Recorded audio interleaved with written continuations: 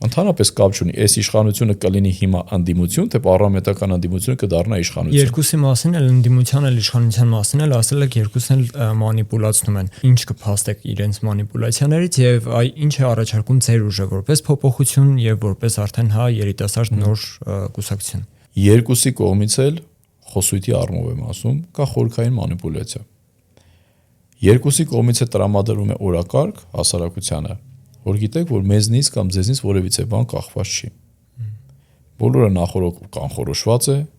գերտերություններ կան, ավելի խոշորներ կան, մեր խնդիրը միայն հարմարվելն ու համակերպվելն է։ Այս օրակարգը իշխանությունը առաջին հերթին սպասարկում է իշխանությունը։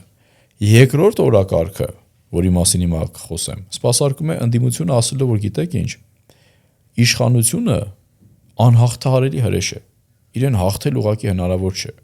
Դրանով փորձելով կոծկել իրենց անզորությունն ու անկարողությունը։ Դուք գիտեք ձևը հաղթելու։ Բնականաբար, ասացի, առաջին հերթին ընդդիմափոխություն, այլընտրանքի ձևավորում։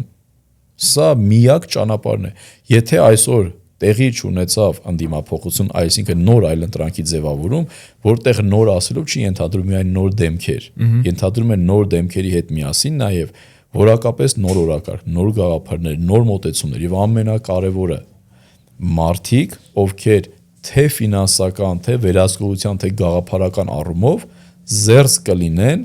նախկին եւ ներկա իշխանությունների կապանքներից։ Միակ փոփոխությանը տանող ճանապարհը սա է բացառապես։